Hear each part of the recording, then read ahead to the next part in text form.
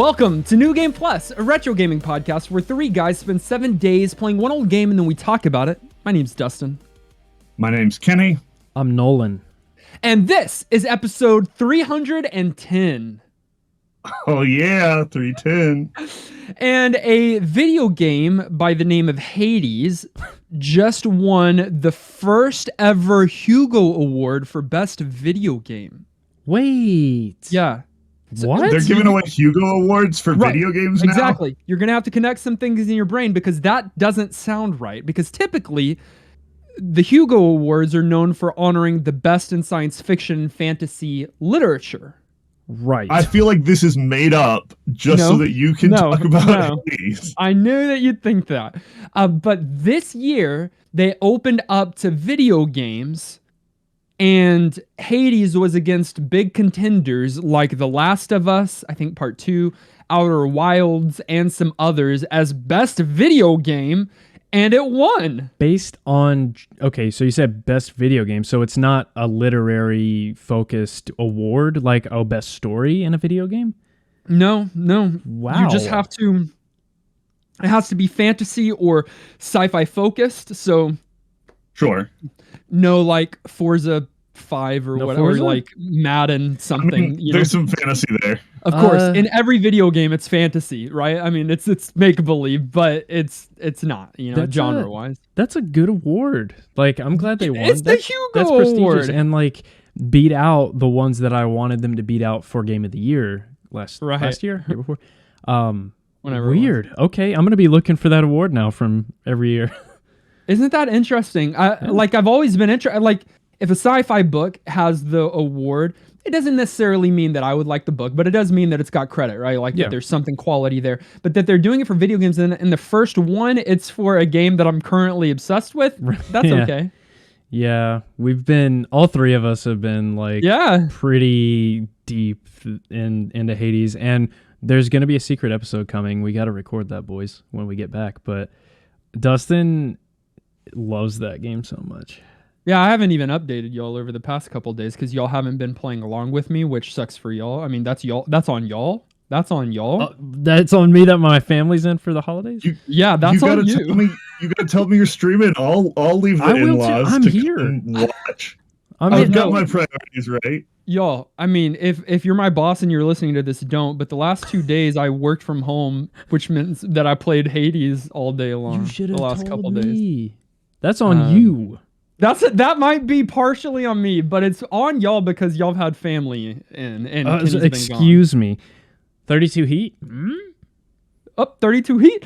All right, but let's just say that we are proud of Hades and the developer and the team. Again, you beat out some major contenders, and I'm sure that some of those other developers, even some of those big companies, are probably a little angry with you. Maybe there's a little bit of salt there. Like in our retro game of the week, Aerial Assault. Overview. Aerial Assault is a side-scrolling shooter for the Master System that came out in 1990 and for the Game Gear in 1992. I believe that this week we all played the Master System version. No? Correct. Okay. Which is not the Mega Drive. I always get confused.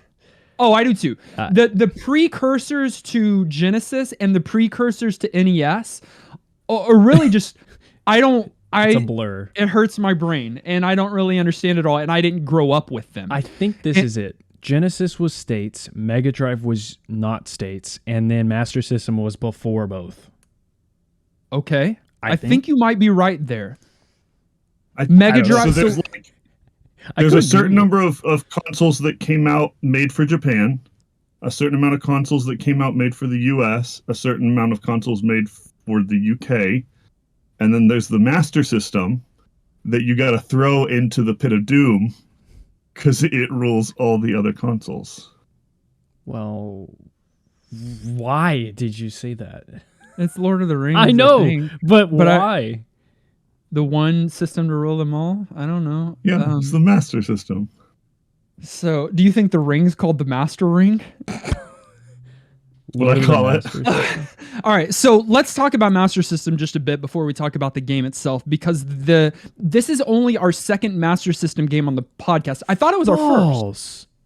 Really? I thought it was our first because we hadn't really talked about it much. I didn't think that. I thought we've played several. Oh, you thought we had played several? Yeah, no, this is our second. Whoa. The only game that we played on the Master System is Sonic Chaos back in episode 98. It's been a minute. Yeah. Wow, it's been a long minute. Yeah. But from my understanding of the console, again, please take this with a grain of sand. Okay. This was Sega's competition for the Nintendo Entertainment System.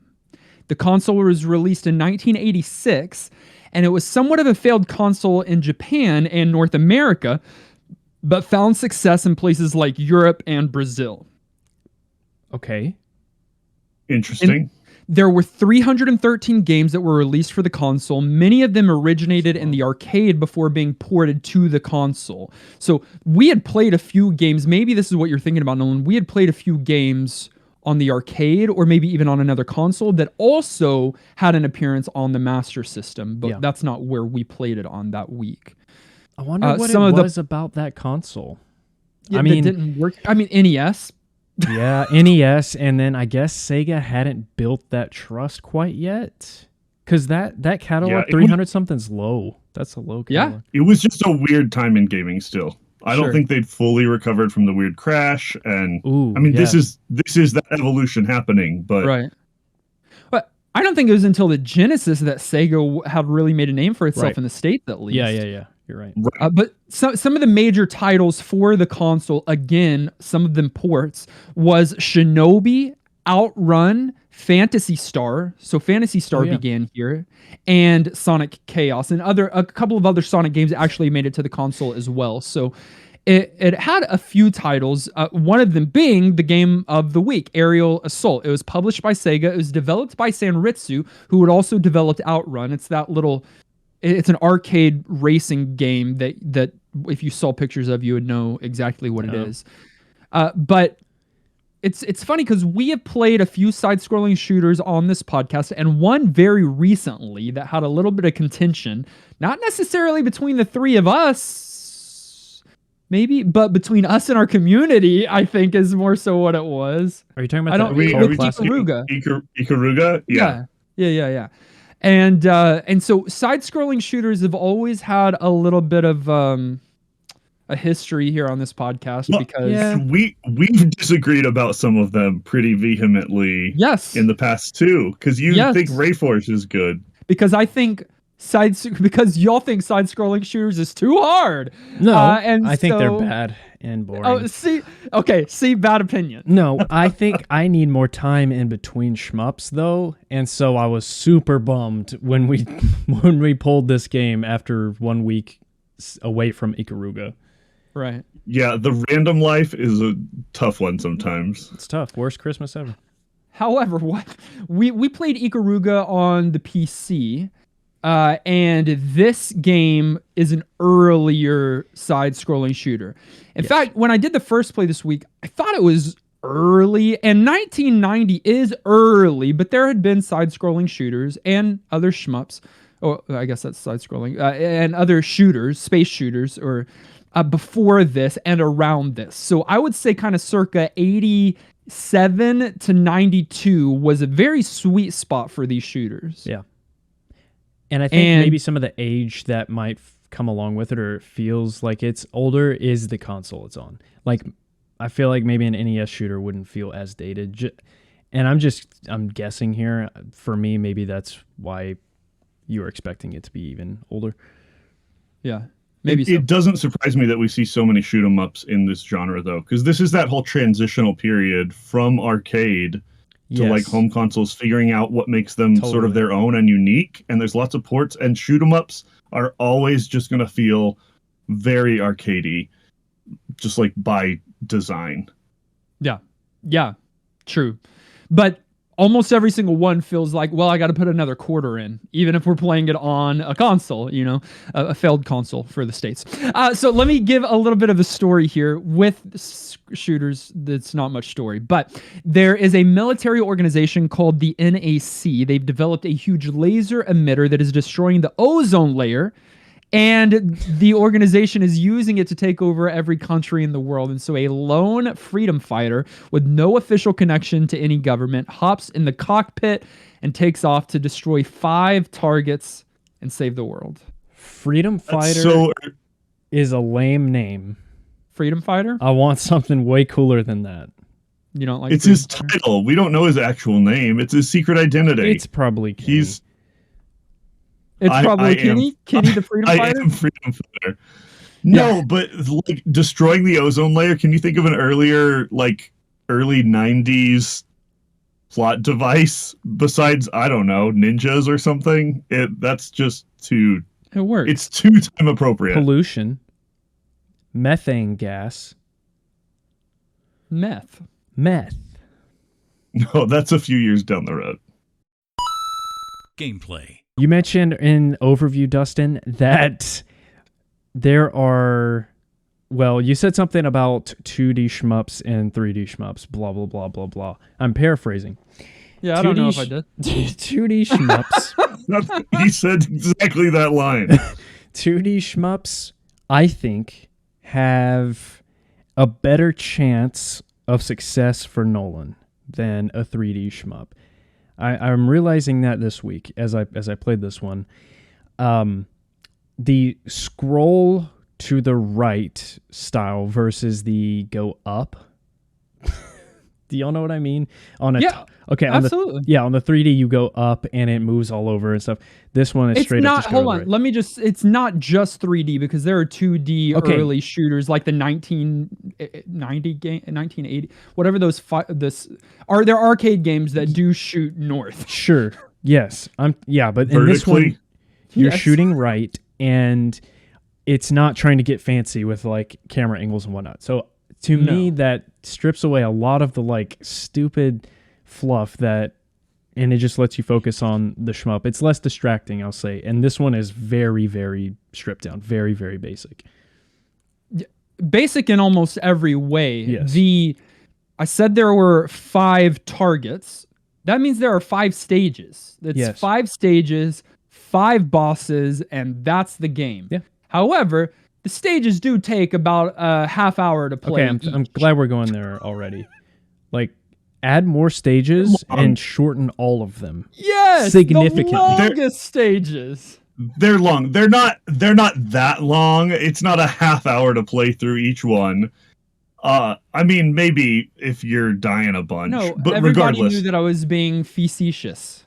They are long stages. I think what you guys are trying to say though is completely true. If you were to just create like a template, like here is a general description of what shoot 'em ups like as a genre kind of look like, you sort of would have this game. It's got all the normal pieces in classic kinds of ways. You have power-ups, you're dodging lots of bullets, you're having to manage lives and get some collectibles, and you're running around shooting everything. Yes. For 30 minutes per stage. Yes, not being facetious about that. No. Yeah, it's kind of like Space Invaders has that image for a space-centered vertical shooter. This is a horizontal American style. It's got all the pieces. It's got all the puzzle pieces that you need to accomplish this. It's just, and maybe this is way ahead of what we're doing right now. It's just those puzzle pieces are fairly bland. Like there's nothing sparkly. I'm saying that we played Ikaruga and these other games where the camera's changing, or you've got all these different kinds of like scenery or missiles or enemies. Here, you do some of that, but none of it is like splashy or new. It's very cookie cutter. Yeah. And again, I think if I had the choice between the two, I don't know. When you put it that way, it sounds like I'm choosing the worst option, but that part, it being bare bones, didn't distract me too much. Basic is fine. Yeah, basic can be fine, and you can definitely do too much, and we have some examples of that with shmups. But anyways, I think that this one also doesn't get into that insane difficulty territory that also came along with some of those other shmups. There are 3 modes: easy level, normal level, and hard level. And I did normal and felt fine. No real bullet hell moments, except maybe in space, the final stage. There were some moments, and then the second stage boss, the bomber, that one also felt kind of like, okay. But for the most part, I felt like the normal difficulty was what it should be. And usually I'm always complaining about that. That's not to say that this is a super easy game. The genre in general tends to punish you.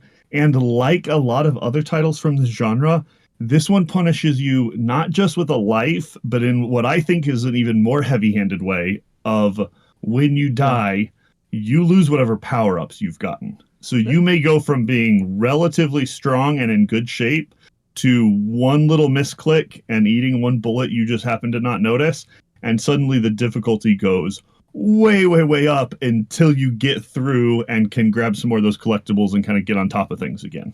That being said, there are tons of collectibles. There are tons of power-ups that are being thrown your way quite often. The thing that I don't love, and it's been done in other games, I always love where there's a smart progression and it's always going to give you what's next.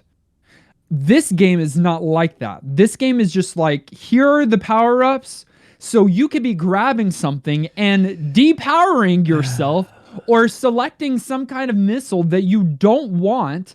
There's even a power down in this game that you can collect that takes one of your lives. We have the same notes. It's what?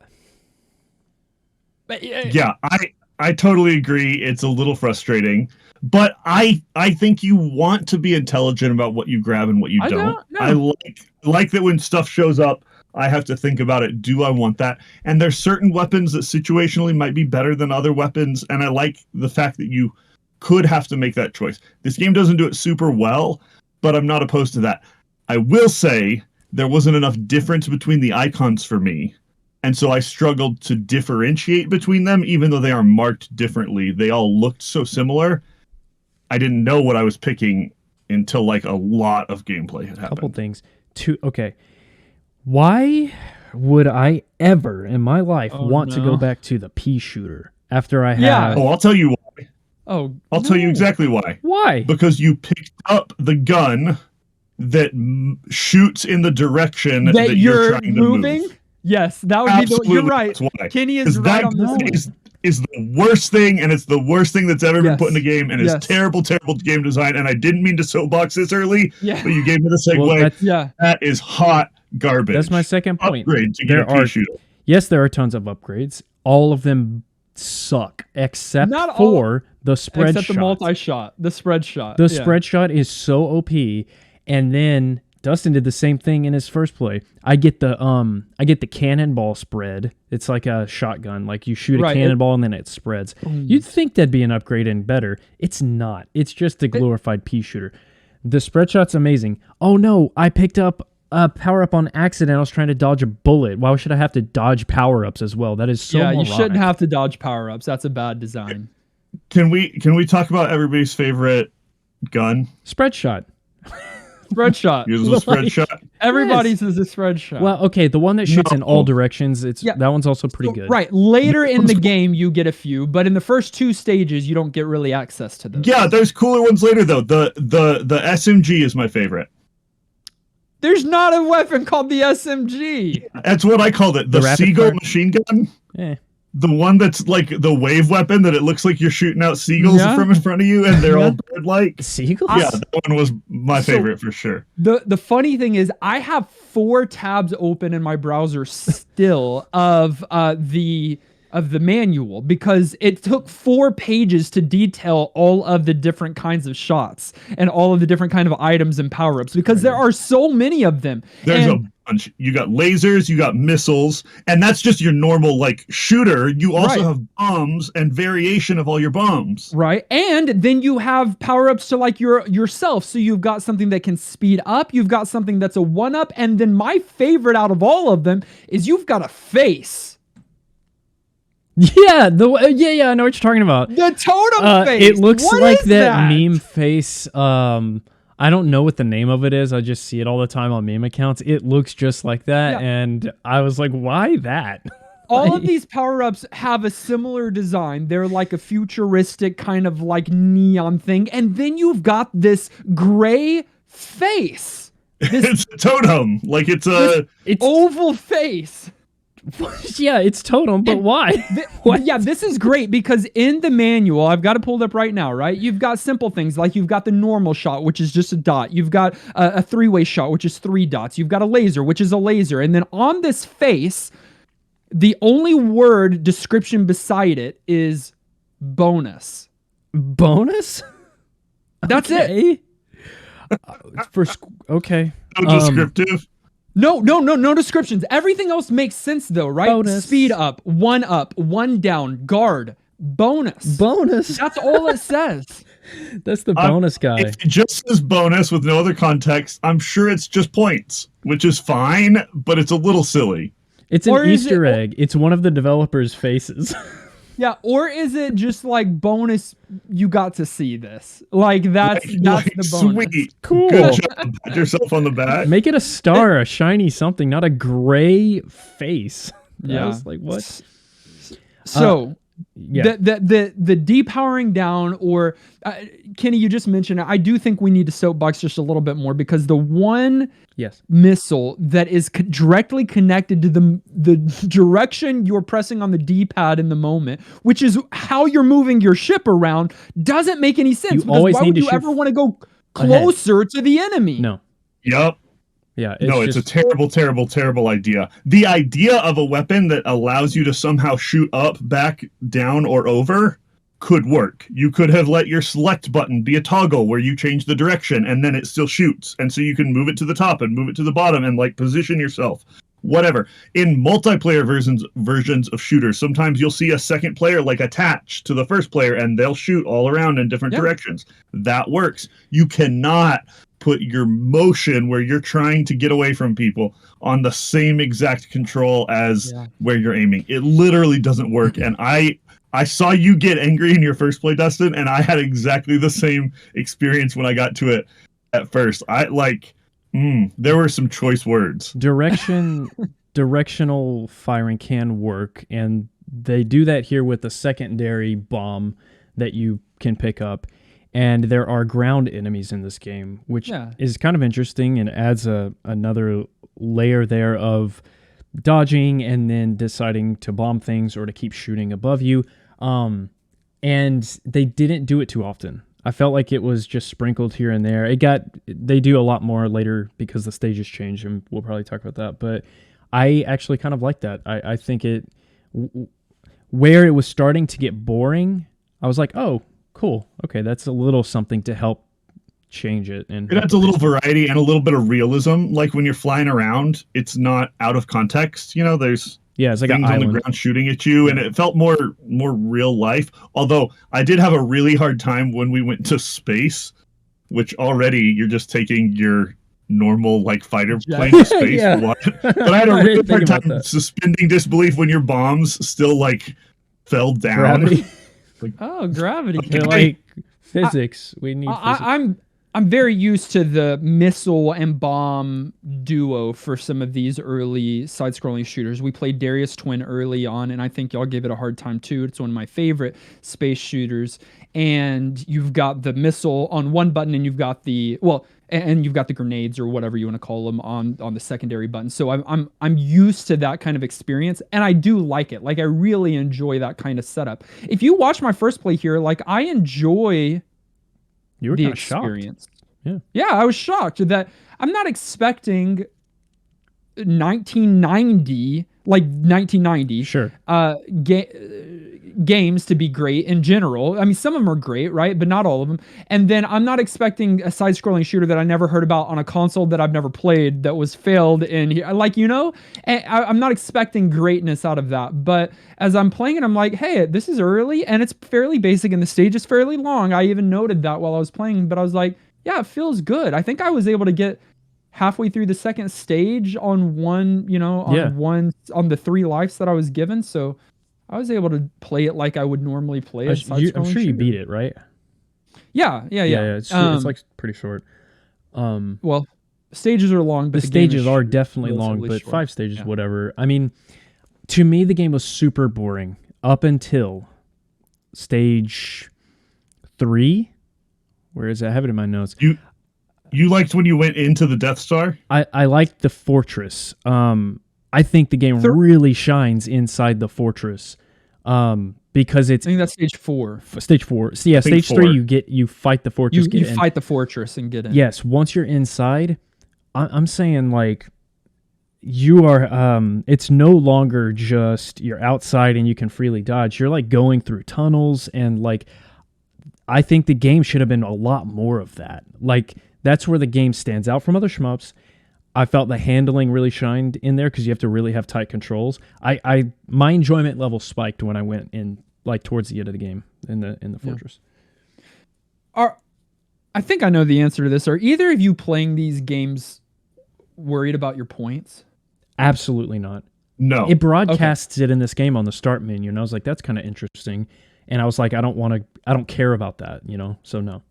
Again, points are important to arcade players, gamers, and some of these games, they've never been important to me. I've never played for the points. You know what? One of the Elements episodes, we should do story, character, music, graphics, and another thing. The 6th thing should be points, because I think for some people it shouldn't, but that is an element that some people are interested in. In the manual, I really found this to be enjoyable, and I agree with it.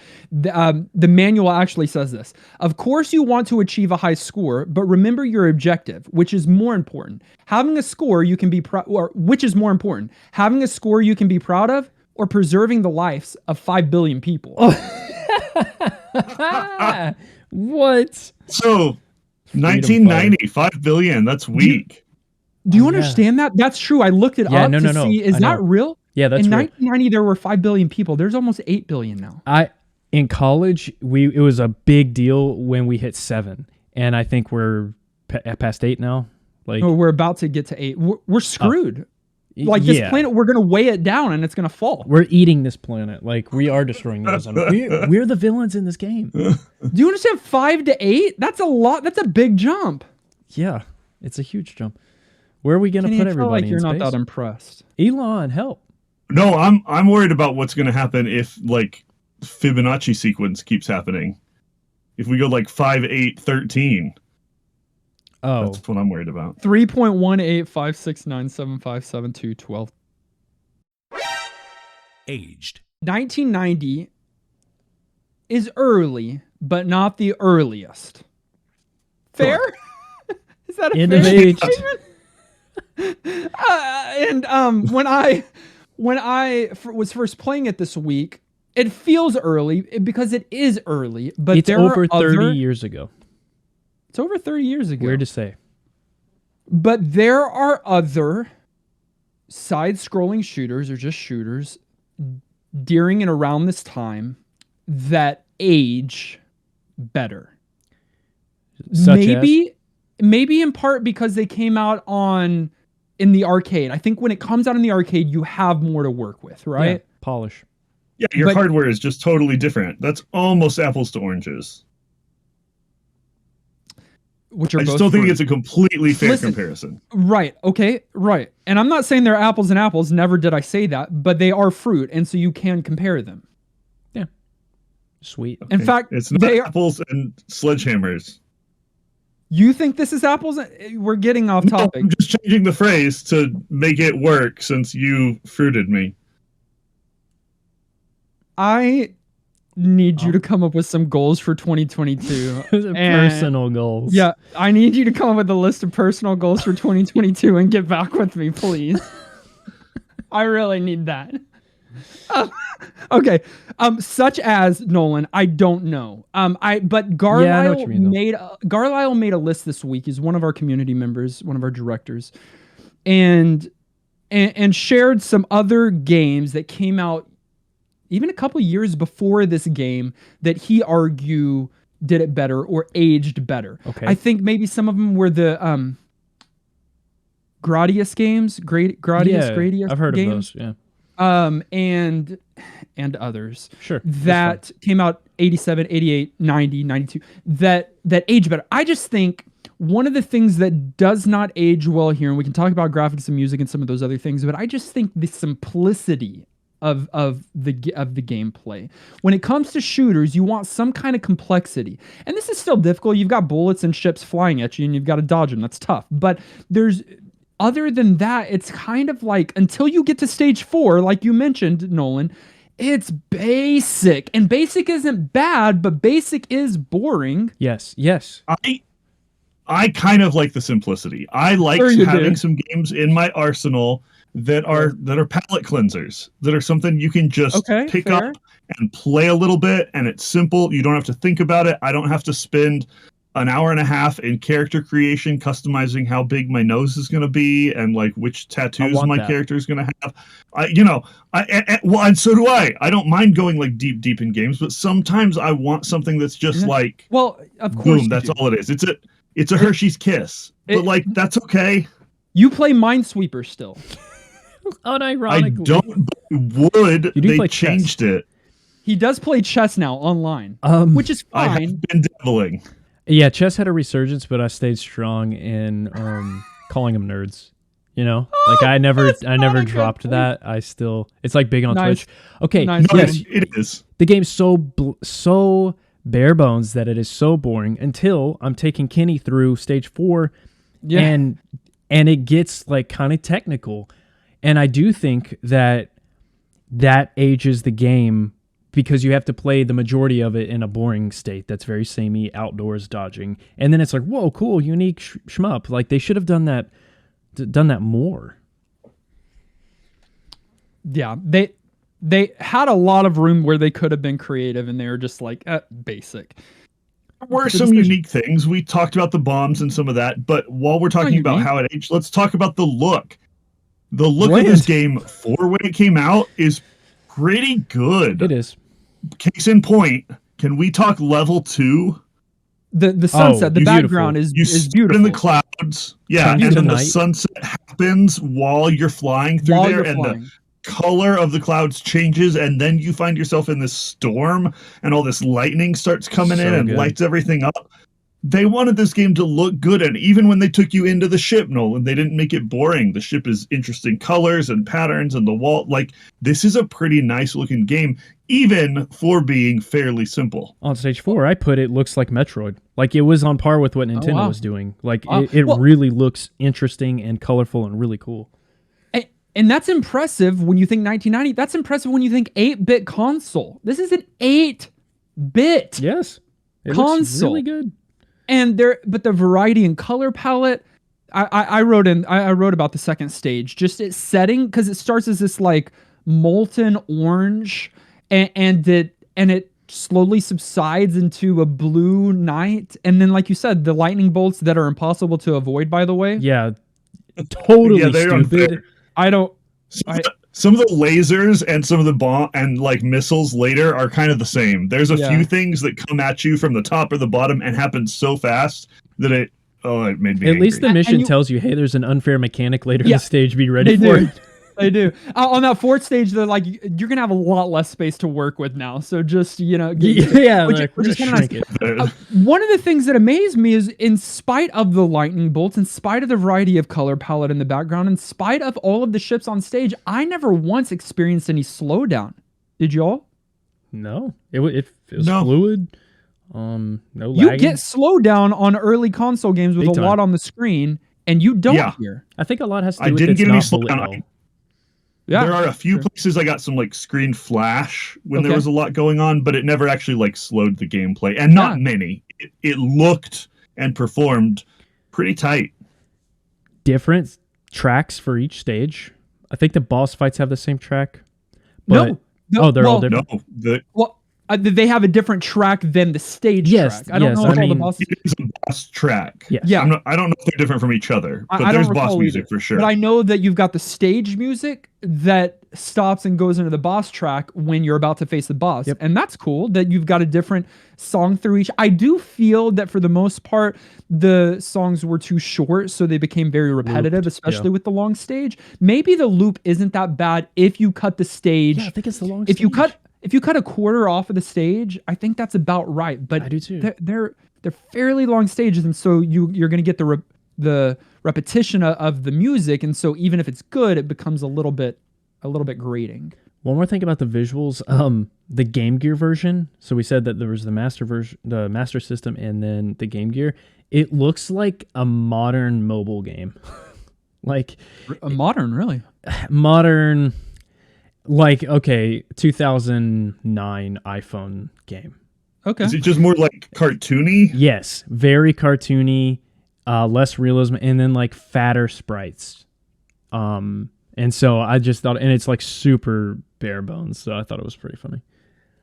Oh yeah, I'm looking. It looks like a very different game. It does for sure. And I'm sure I wouldn't like it as much because it seems slower, like you move slower. But Game Gear had issues that are separate from this game.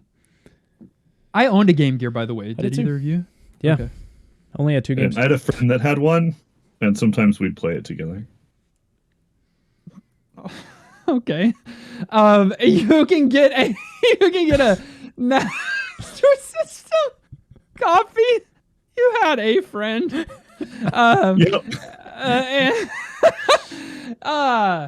$15 used and $141 new. No. Yeah. Not this Christmas. Maybe 2022. Maybe that's one of Kenny's goals of self-improvement. Final thoughts. At the end of each and every one of our episodes, we determine whether or not the game gets our vote for New Game Plus status, which is our general thumbs up or thumbs down. The vote does require 2/3 of the vote to swing one way or the other. Nolan? Go. Okay. I thought this game did a lot right that I didn't expect them to do right. One thing I did mention earlier was the enemy variety. I thought was pretty on point. A lot of repetition, but because the stages were too long. I think the ground enemies added a nice, or added some variety there, so that you're changing the gameplay somewhat. But the boss fights were different, all unique, and pretty solid. The stages were too long. I keep coming back to that. I think the end of the game gets really fun and really interesting. And this is coming from a guy that hates shmups. I was prepared to not like this game, but I think the stripped down. When we say it's stripped down and basic, don't let that turn you away. I think that can work, and maybe it works for somebody here, but those first 3 stages are so long, they're very similar, and it's not worth it to go through those to get to the last 2 stages. Like, make more stages, make them all shorter, and you've got a really solid game for $19.90 on the Master System. I can't give it New Game Plus, though. I was bored more than I had fun. I experienced both, but it was a long section of boredom. So Aerial Assault is a no-go. It's 1 no. Kenny. I think I probably liked it more than Nolan. Maybe than you too, Dustin. This one, yes, was very basic, but in fine ways. Like shoot 'em ups have the possibility of fun right there. As a genre, it's easy to do a shoot 'em up and make it fun. And I enjoyed most of my playthroughs here. I thought it looked good. It sounded pretty good, especially for the age of the game. Overall, it's a pretty good game. The problem is just is it good enough to recommend that everybody go out and play it thing. And it's got competition. Like there's lots of games in this genre. And this one's good, but I don't know if it's great. And so here's basically where I came down to. I was planning to give this game New Game Plus because I was having a good time. And then I picked up the power-up that makes you shoot in all the wrong directions. And I changed my mind. Trash. Dang. Trash. Unpardonable for me.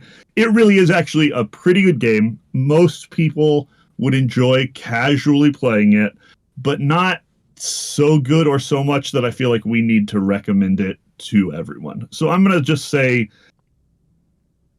hesitant, no New Game Plus. I think we're all in a similar boat. Kenny, I do think that you probably enjoyed it most out of us three. My initial impression was good, but then I continued to play and I hit some of the boredom that Nolan you faced. And I was like, there are some games that we play that I want to come back to, that I'm excited to give some game time in that week. And then there are some games where I have to force myself to come back and play. Yeah. And this is one of them. I didn't want to play it anymore. I wasn't able to have enough fun with it after I figured it out. And again, I don't think it's a bad game. I think it's a fine game. In fact, I think in 1990, it would have been a good game to have on your Master System. But for sure, it's fairly one-dimensional. It's not uber creative. Of course, there are better shoot'ems. There are better shmup titles around that era that you can play. This one would have been a fine one back then, but it's certainly not one that I would tell you to go back and play now. For clarity, Dustin, this is a two-dimensional game. You haven't played any one-dimensional games? Come on, Kenny. So I do not give it my vote, which means Aerial Assault is not New Game Plus certified. What do you think? We had 262 votes on YouTube. 10% said yes, go back and play it. 6% said no. And a whopping and unsurprising 84% have never played the game before. It's that Master System. And it's a forgettable game.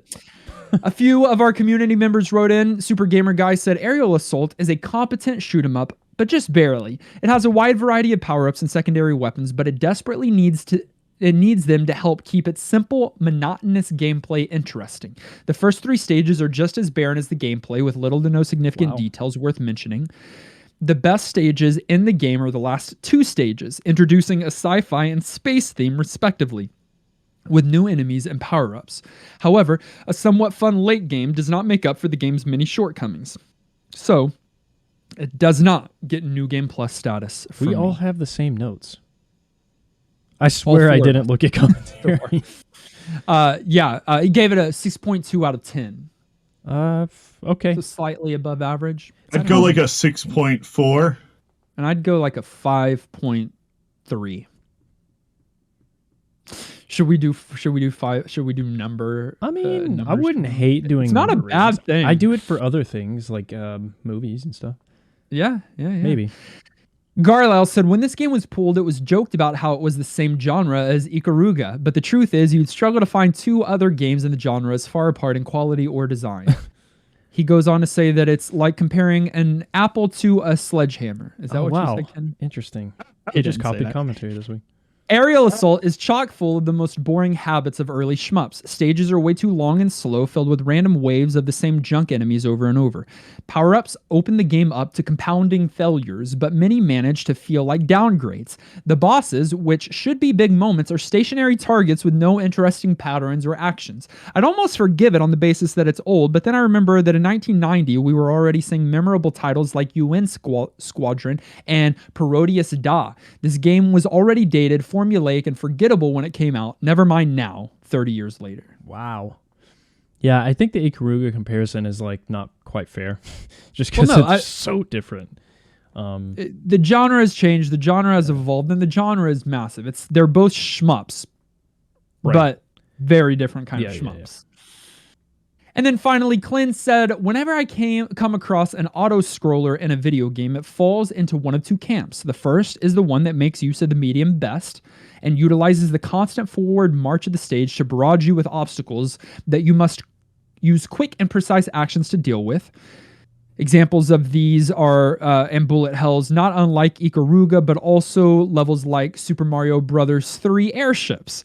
The second category is what aerial assault falls into and ends up moving too slowly and not giving enough of a genuine skill challenge to even make the experience feel interesting, regardless of anything else the game seeks to achieve. I played through some amount of the first stage of the game, and after several minutes of play, I was honestly convinced it was just an endless flight over the ocean.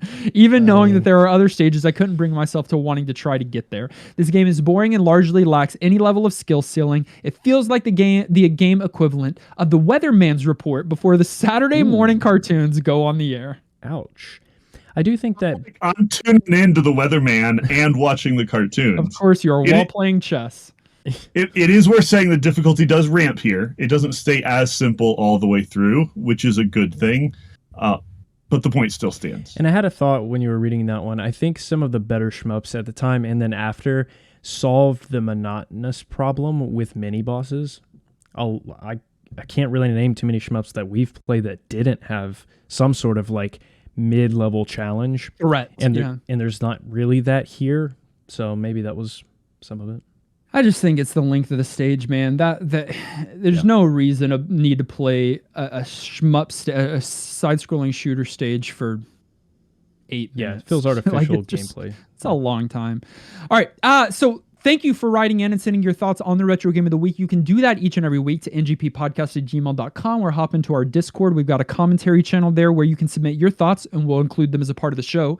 For now, we're going to set aside Aerial Assault and randomly select our next game, but not from our master retro master list. Not that expansive thing, but instead from a very tiny pool. In fact, the smallest pool that we have on the show called the Producer Pool.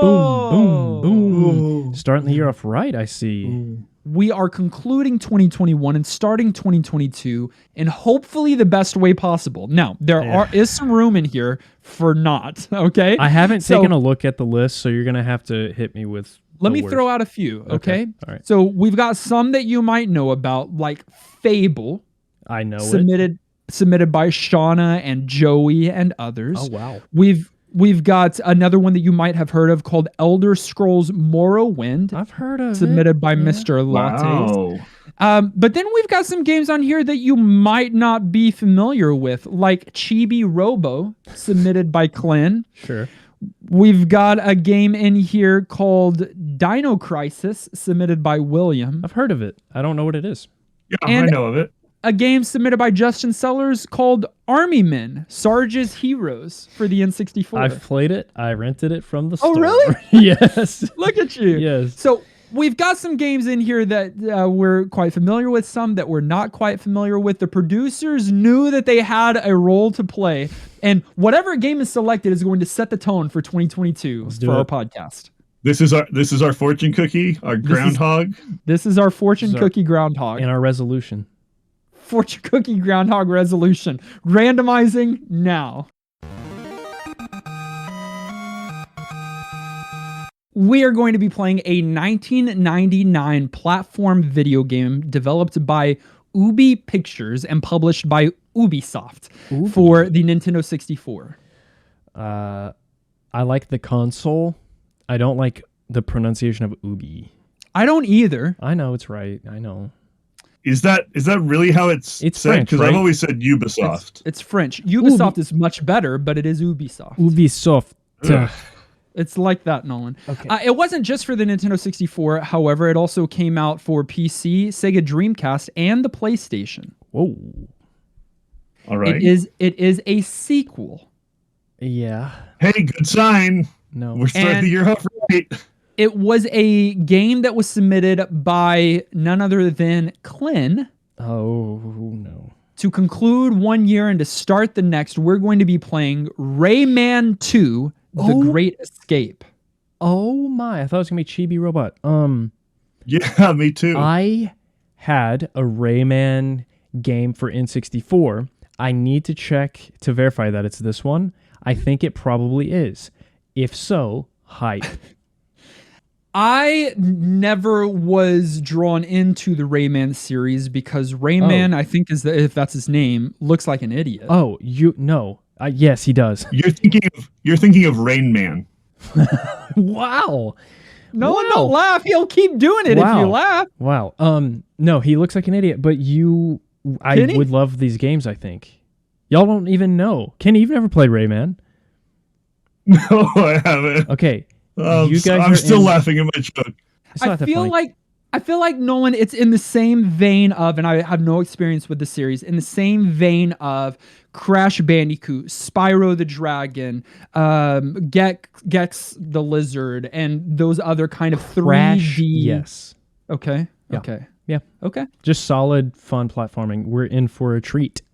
Interesting. So grab a copy of Rayman 2, The Great Escape, play it along with us as we end a year and begin 2022.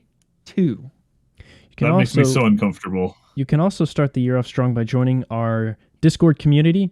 You can go to ngppodcast.com and click join us on Discord.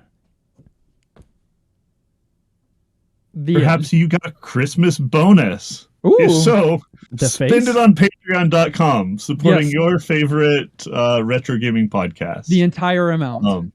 The whole thing. No, thank you to those of you who are our patrons. We're just so appreciative of your support always, but especially in this Christmas season where giving and gratitude are such a theme, and we are thankful for your support. And so Marlian, Antonin, Ben, Bethany Fox, Brunt, Carrie, Captain Protein, DB Muppet, Francesca, Gimbin, Joey, Jordan, Justin, Clint, Corey, Matthew, Maximum, Mr. Lattes, Nawel, Secret Duck of Evermore, Shauna Thomas, Unbelievable, Wadanis, William, and Zion. Thank you for being our producer level supporters. Thank you. Clint, it paid off for you this week. If you want to get in on future producer pools, you can join the party that all of those guys just got to be a part of when they roll around. Also, big thanks to our director level supporters. 2021 goes out to you guys, Bro Jim, Garlisle, Zachary, whatever. Love you. We appreciate it. They couldn't hear your like double chest pound peace sign kiss. Yeah, like you know. That was intentional. You can follow us on social media. That's Facebook, Twitter, Twitch, and YouTube. All of those links are in the show notes. Listen directly on any podcast provider of your choice, and make sure you subscribe so that you are the first to get new NGP episodes. And while you're at it, please leave a kind rating and review. This episode was edited and produced by our good friend Dan Willett, which, by the way, if you haven't yet, you need to go and listen to our Christmas cast episode because it was a lot of fun. We had Tom, our previous editor, join us on the show to do a game show. We talked about 2021, our accomplishments for the podcast, and goals for 2022. But Dan did a lot of cool edits to just make it very Christmas-y. Yeah, it felt like Christmas morning. And Christmas Eve. Which is actually the night before Christmas. Morning has a better vibe than the eve. So check that episode out. Also listen to this episode that you're listening to right now. Well, join us next week as we play Rayman 2, The Great Escape. Until then, I'm still Dustin. I'm ready to get out of this closet. Should I part my hair differently? You should have bangs. Yes. And this has been New Game Plus.